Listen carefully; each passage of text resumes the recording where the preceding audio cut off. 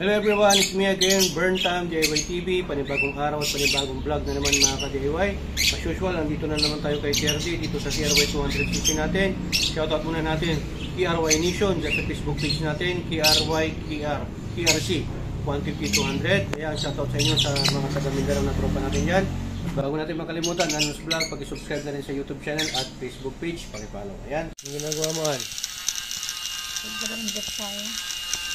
Yung ginag-grinder mo, para saan yan? Para dun sa end bar. Sa bar end, sa balancer ng manibela, yung rubber kung maghihigpit. Sige, ang tawag dyan, porting, binabawasan natin. Okay, sige. Tara.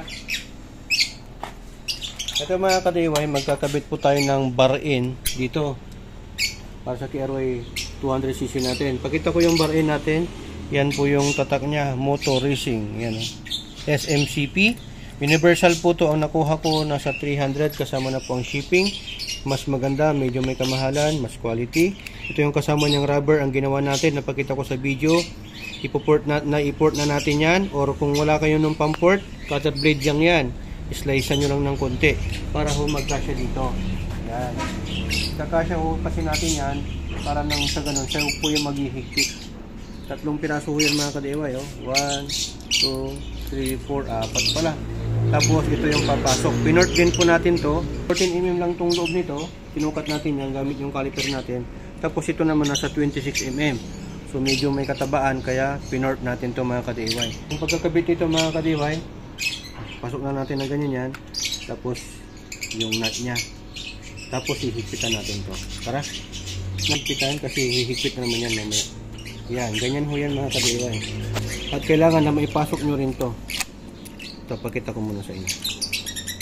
Kailangan na maisagad nyo to dito sa bakal. Yung pag mahirapan kayo, kahit na binawasan nyo na, lagyan nyo ng konting oil. Tapos ang mangyayari dito, habang hinihigpitan natin dito sa labas, bubuka to. Bubuka. Ito, iipitin niya to, tataba to dito para siya yung maghihigpit. So, higpitan na natin ng konti. Yan. Pasok pa natin. Sagad natin yan mga ka-DIY. Yun. Ano siya.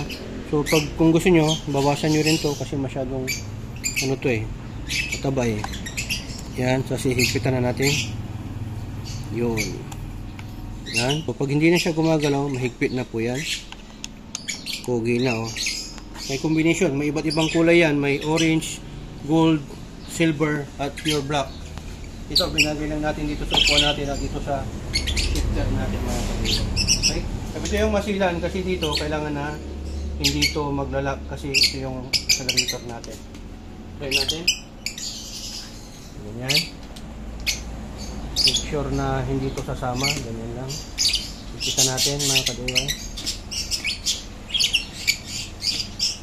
Dapat hindi maglalak to kasi pag naglak to mga ka-DIY, ganyan.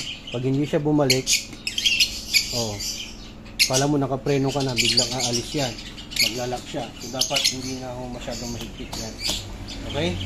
So yan, pagka konting modify nyo lang yan, bawasan nyo to, yung labi nya, slice nyo lang yan ng cutter blade. Ito mahigpit naman na at okay naman na siya.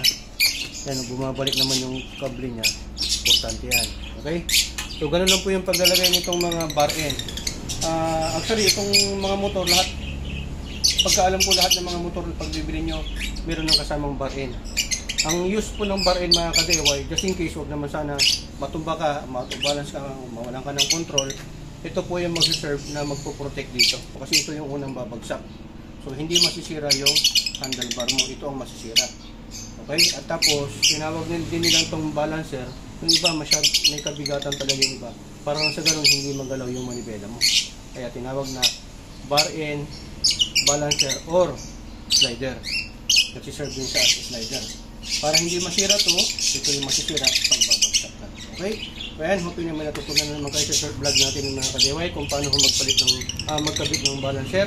Nakuha ko na kasi itong motor natin as second na owner, wala na po itong bar end. Kaya nilagay na po natin. Okay? Huwag natin kalimutan, kung nagustuhan mo itong video, paki-like, yun na to, at syempre paki-follow yung page natin. At subscribe nyo na rin yung YouTube channel natin na ka-DIY. Pag babagsak ka, hindi na masisira ko. Okay?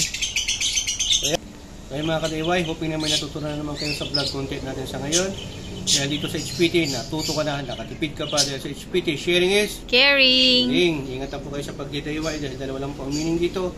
Do it yourself at destroy it yourself. So ayan, maraming salamat po sa patuloy na pagtitiwala at pagsusubscribe sa YouTube channel natin. Maraming salamat. To God will be the glory and burn times. Signing off.